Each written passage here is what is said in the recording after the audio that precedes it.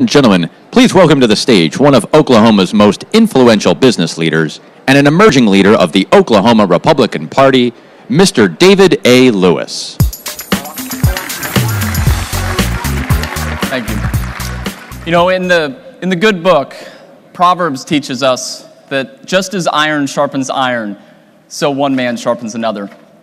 And I'm glad that we're all here to sharpen one another. And I'm glad that we're all here to advance the cause of liberty together. President Ronald Reagan, who, by the way, I'll always think of as my president, once said so poignantly that freedom is never more than one generation away from extinction. It must be fought for, protected, and handed down to our children to do the same. And you understand that. I think that's why we're all here at SRLC. I recall a friend once told me that quoting Ronald Reagan as often as I do is hubris. He said, "David, who do you think you are quoting Ronald Reagan?" I thought about that, and I had a revelation. It was this, that if I had just half the integrity that Ronald Reagan had, if I had just half the wisdom that Ronald Reagan had, heck, if I was just half as funny as Ronald Reagan was, well, I'd be Barack Obama.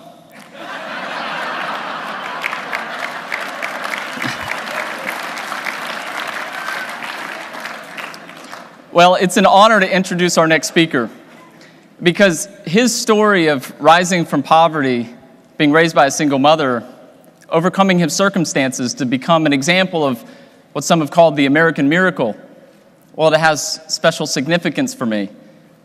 I was raised not far from this very building. I spent the early part of my life on the southwest side of Oklahoma City, and I too was raised by a single mother for most of my life, a woman, a lover, worked 2 jobs just to keep food on the table. And there were times when we struggled even with that. Now, this community where I was raised, for anyone that's out of town, is a poor community. It's one that struggles. And let me interject a thought here. Being raised in a troubled community, I was exposed to things that children should never be exposed to. I saw a community that was impacted by drugs. I saw neighbors impacted by alcohol abuse. And I saw a community at times impacted by domestic abuse. And my 2 boys are actually here today. They're sitting backstage. They can hear their father's voice right now. And I would say this, boys, there's one lesson that I'm committed that you're going to learn from your father. And that's that if you want to grow to be a man, you never hit a woman. And domestic abuse has no place in our society, and it certainly has no place in the Republican Party.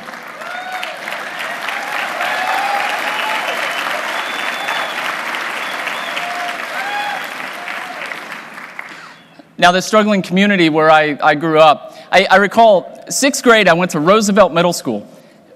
But I grew up in an area where the bus service didn't reach my house, and so I had to walk to school every day. It was about a mile in each direction. So I love it because I get to tell my kids, yes, I had to walk to school every day, even in the snow. And one particular day I recall, I was in the hallway of Roosevelt Middle School. School had adjourned for the day. I was at my locker, and my back was to the hallway. And I got that 6th sense that we all get from time to time when we feel that someone is watching us. And I turned around quickly, and I saw the 4 or 5 other boys that were surrounding me. And I saw the glint of the knife not far from my throat that the ringleader was holding.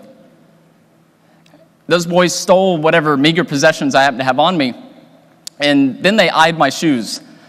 Now, this was an era where the rich kids, as I recall, wore Air Jordans. I think I was wearing Air Sam Waltons. But it didn't matter to them. They took the shoes right off my feet. They ran away and left me to begin that long walk home, across muddy yards, down some dirty streets. And when I finally made it to my house, my mother was there, absolutely terrified by what had happened. She saw the muddy and the bloody socks on my feet. And she resolved then and there to invoke the only form of school choice that was available to us, and that was to save every penny that she could and move us to the good side of town and escape me from a community of bullies. For escaping a cycle of poverty, I've been called one of the lucky ones. But I assure you, I don't believe in luck. I refuse to allow myself to be defined by my circumstances. And even at 11 years old in 6th grade at Roosevelt Middle School, I learned to never allow bullies to determine my fortune. Today, I still cling to that same truth. And as I stand here this morning, I may not have a knife being held to me, but I assure you that things are being taken from me against my will because I see them being taken from all of us. The America that we know and love is being fundamentally transformed. A nation that's always been defined by our optimism is now being redefined by cynicism and a pessimism about our future. These days, I have much more to lose than just a pair of shoes. I've got a wife and those 2 boys, and I also have a responsibility to secure their future, just as my mother did for me so many years ago. The bullies have to be stopped. And so I stand up, and I refuse to allow the biggest bully of them all, which is the federal government, to steal our liberty, to steal the free exercise of our faith, or to steal our hope that the best of America is yet to come.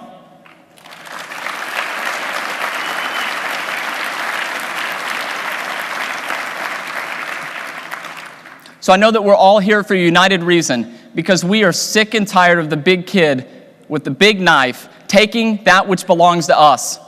And if we'll all stand up, united, then I know that we can restore the principles that made America the brightest light for freedom in the entire world. And with the commitment of every person that's hearing my voice, I know that we are not going to be the generation in which that freedom that Reagan warned us of will be lost.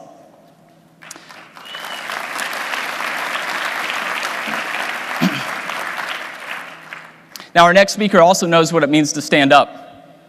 He also knows what it means to refuse to allow circumstances to define your existence or your future. He stood up during an admired medical career, and he healed countless children as a pediatric neurosurgeon. In 2008, he stood up and he received the Presidential Medal of Honor. And in 2013, he made national headlines standing up at the National Prayer Breakfast and delivering a speech on liberty and the proper role of our government, with President Barack Obama sitting just a few feet away.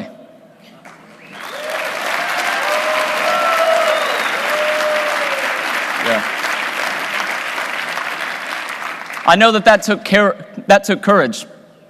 And our next speaker, Dr. Ben Carson, knows what it means to stand up when he sees wrong in the world.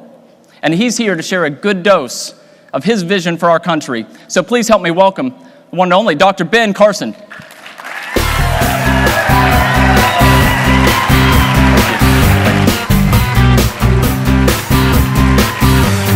Thank you. Thank you very much. Thank you.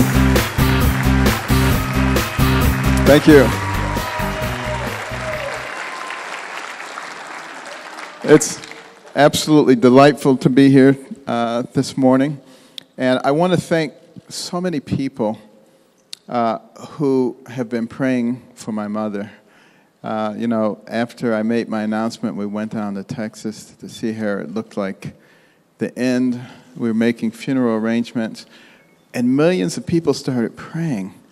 And she started waking up, and she started eating and drinking, and yesterday she was trying to sing, and she's back. And I just want to thank you all. Thank you.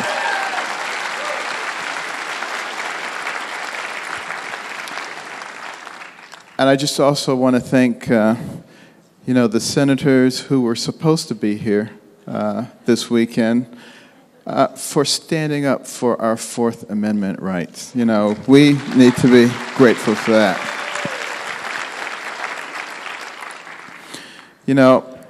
I really, truly believe that it is incredibly important for us to reignite the can-do spirit that characterized the rapid rise of America. I remember when I was in high school in Detroit. Southwestern High School in Detroit was not a place that was particularly conducive to academic achievement. And it was a place where the teacher frequently didn't even have an opportunity to teach because they spent the whole hour disciplining people. But I had come to the conclusion after reading, which my mother made me do. I didn't want to read. I was a terrible student, but she made me read books. And I read books about people of great accomplishment. And I began to realize that the person who has the most to do with what happens to you in life is you. It's not somebody else. And I began to understand if I was to get an education, even in that horrible environment, it was up to me.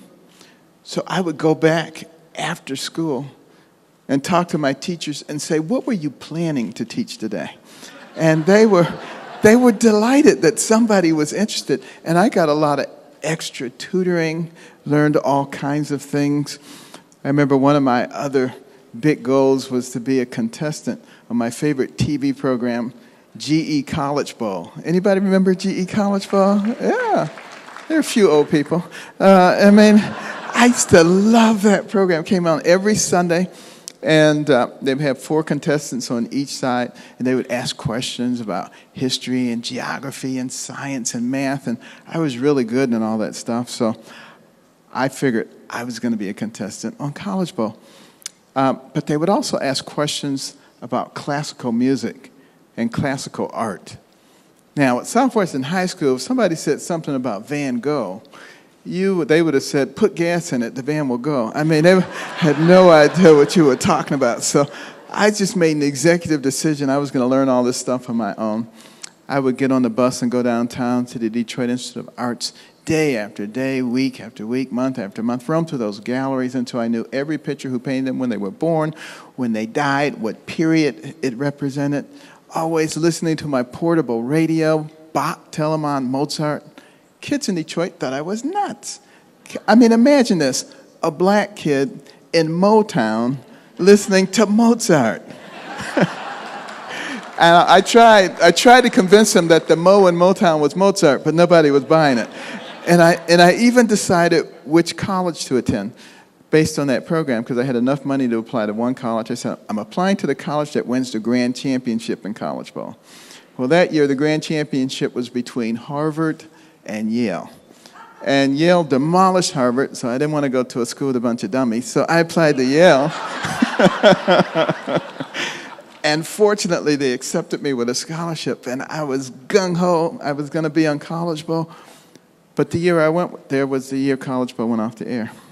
So, I know it's a sad story. But later on, when I decided that I wanted to be a neurosurgeon, I said, I want to go to the place that's best known for neurosurgery. That was Johns Hopkins, Cushing, Dandy Walker, all the big names. The only problem is they only took 2 people a year out of 125 top applicants. How was I going to be one of them? Well, when I went for my interview, the fellow who was in charge of the residency program was also in charge of cultural affairs. And we talked a little bit about medicine, neurosurgery. Somehow the conversation turned to classical music. And we talked about different composers and their styles, conductors, orchestras, orchestral halls. The man was on cloud 9. There was no way he wasn't taking me in the program. And, and I love to tell young people that story because, you know, there is no such thing as useless knowledge, useless information. You never know. You never know. You don't know what doors it will open up. And I actually get a little amused at the people who say, but you're a doctor. You couldn't possibly know anything about anything else, the economy, foreign affairs, anything, because you're a doctor, and doctors don't know anything else. How stupid is that? You know? And the fact of the matter is,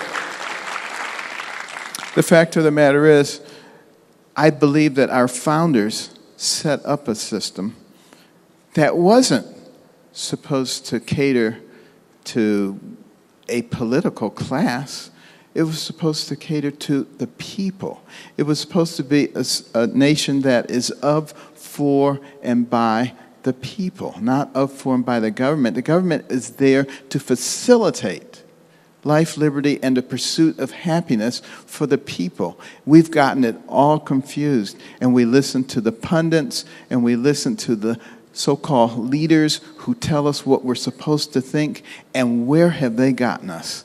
You know, it's not a very good place. We're about to go off the cliff. And it's time for us to start thinking for ourselves, using these amazing brains, because, you know, I may be biased, I don't think so. The human brain is the most amazing organ system in the universe. I mean, it has billions and billions of neurons, hundreds of billions of interconnections. Remembers everything you've ever seen, everything you've ever heard. It's so sophisticated. Let me ask you a question. How many of you remember your birthday? Let me just see your hand. Okay, that's pretty good. Now, what did your brain have to do for you to respond to that question, to give you an example of how complex your brain is? Well, first of all, the sound waves had to leave my lips, travel through the air, enter your external auditory meatus, travel down to your tympanic membrane, set up a vibratory force which traveled across the ossicles of the middle ear to the over and round window, set up a vibratory force in the endolymph, which mechanically distorted the microcilia, converting mechanical energy to electrical energy, which traveled across the cochlear nerve to the cochlear nucleus at the pontomedullary junction, from there to the superior alveolar nucleus, sending bilaterally up the brainstem to the laminiskis, to the inferior colliculus and the medial geniculate nuclei, across the thalamus to the posterior temporal lobes, begin the auditory processing, from there to the frontal lobes, coming down the tract of victors. You're retrieving the memory from the medial hippocampus and the mammary bodies back to the frontal lobes to start the motor response at the bet cell level, coming down the corticospinal tract, across the internal capsule, into the cerebral peduncle, descending down to the cervical medullary decussation, descending down to the neuromuscular junction, stimulating nerve and muscle. So you can raise your hand. And that... Now, see if you can get one of those rap singers to do that. But you know that, but that's a simplified version of what your brain had to do. We've been here all day if I start talking about all the other factors. But if your brain can do all that and you barely have to think about it, what is the human brain actually capable of if we put our minds to doing something? And you know, we look now at a government that is dysfunctional. And we ask, can we do something about it? I say, absolutely, we can do something about it. We can utilize our brains and think about, how do you fix things that don't work? There are a number of ways to do this. There are things called turnaround specialists. One of the systems that's used is called Lean Six Sigma. Look it up when you get home. It's been used for companies like Toyota that take them from nothing to one of the world's biggest corporations, Apple computers, been a whole bunch of people. Turn things around amazingly.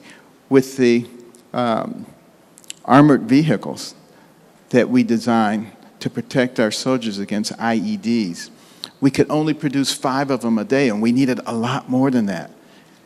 They applied that system to it. The inefficiencies disappeared. Same production model, same people, but applying efficiency to it, we were able to do 50 a day instead of 5 a day and reduce the cost by over 25%. Now, what happens if we start doing things like that across the entire government? Can you imagine? There'd be a lot of fur flying because, believe me, there's a lot of people who want to protect their little domains. And one of the things that we're going to have to do to fix what is going on is sever ties with special interest groups and people who want to do things. And see, I personally don't have any ties with any of those people, and I'm not going to develop any of the ties with them either. And we need to be able to, fire people in the government so that, and we need to reduce the size. And the way that I've suggested doing that is, you know, thousands of government workers retire every year. Just don't replace them. We can shift people around, but don't replace them. You do that for about 4 or 5 years, and all of a sudden, you've got a lean, mean machine. That's what the American people deserve. And we have to stop letting people make everything into a political issue. These are not political issues that we're dealing with. These are pro-American and anti-American issues that we're dealing with. And when we, you know, you take something like Benghazi that they tried to make into a political issue. That's not a political issue. We have never, I don't care whether we're Democrats or Republicans, we have never left our people stranded and not tried to rescue them. We don't do that. That's not America.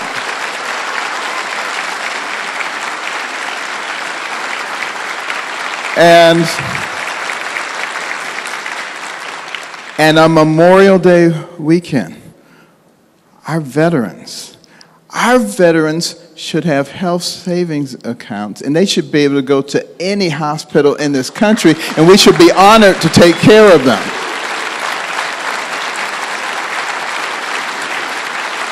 And look at the fact, at least 22 veterans commit suicide every day. That means some awful stuff is going on, and that's just the tip of the iceberg in terms of what's going on.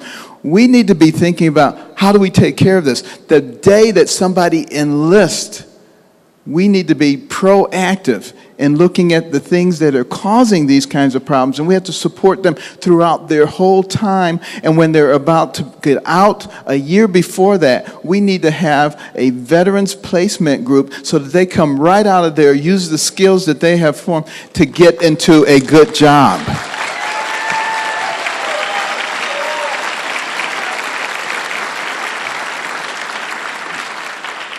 And while we're talking about the military, I mean, we are letting our military deteriorate at the time when the jihadist enemies are multiplying, and they want to destroy us. And you know, we also are not leading in the world. You know, one of the things that we can do, many of the things, we have to start using that brain once again. This country has so much energy. It is unbelievable what God has blessed us with.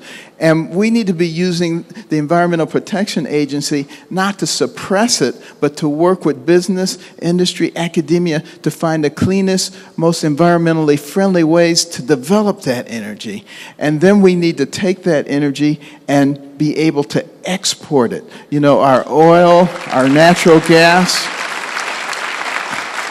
We have these crazy energy exportation limits from the 70s. They're still in place.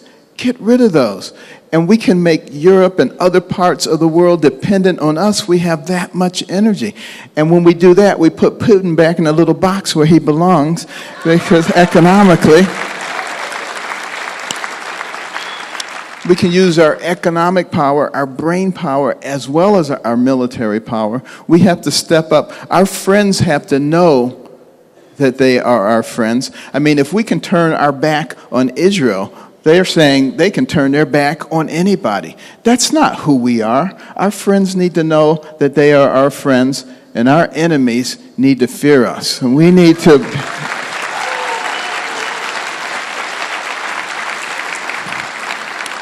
Right now, they're just thumbing their noses at us. We can do this, but that's the key word. We, the American people. It's about us. It's not about some elite class of us. It's about all of us. You know, when it came to the first set of conjoined twins that I was involved with, I knew that was going to be incredibly complex. Nobody had ever separated twins joined at the back of the head. It's incredibly complex. And I started talking to lots of different people who knew things that I didn't know. But we were able to galvanize all of that intellect, and we were able to accomplish something so complex. Time magazine called it the most complex surgical procedure in the history of mankind. It succeeded. Why? Not because of me, but because of we, because people were able to work together. There was another set of twins that we were doing, and I said, you know what? We have the #1 neurosurgical department in the world.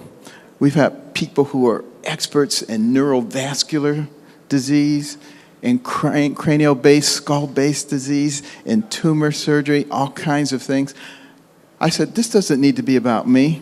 I got 18 neurosurgeons involved in that case with teams, bringing them in when we got to the part of the operation where they were the expert.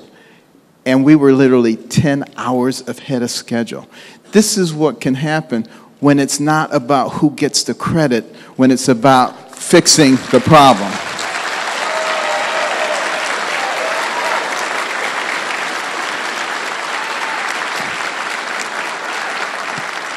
And we have to stop allowing those people who are so divisive to have victory in our society.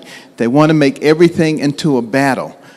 You know, developing our energy, our fossil fuels, does not have to be at odds with the people who want sustainable green energy. Because the fact of the matter is, we can generate so much money with our fossil fuels that we can fuel the research for the next generation of fuels. We don't have to be enemies. And the fact of the matter is, our unity is through our strength.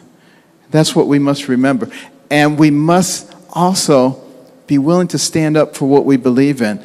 Don't let the secular progressives drive God out of our lives. It's an important part of who we are. And,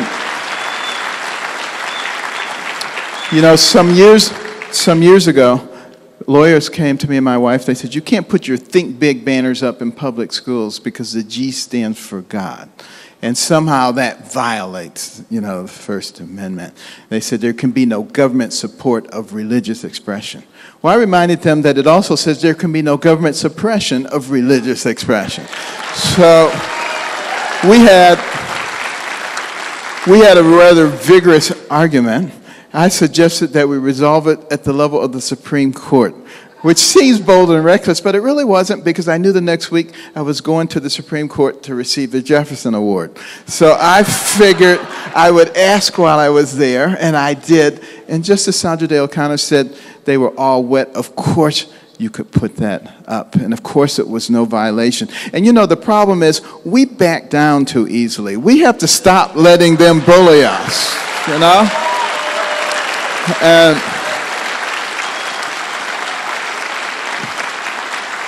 you know, this country belongs to all of us, and we have to be vigilant. And you know, it was Thomas Jefferson who said the American people would stop being vigilant, and the government would expand and encroach upon our lives and begin to take away our freedoms. And just before we turned into something else, the people would recognize what was going on, and they would stand up. And I say, now is that time. We must stand up. Thank you very much.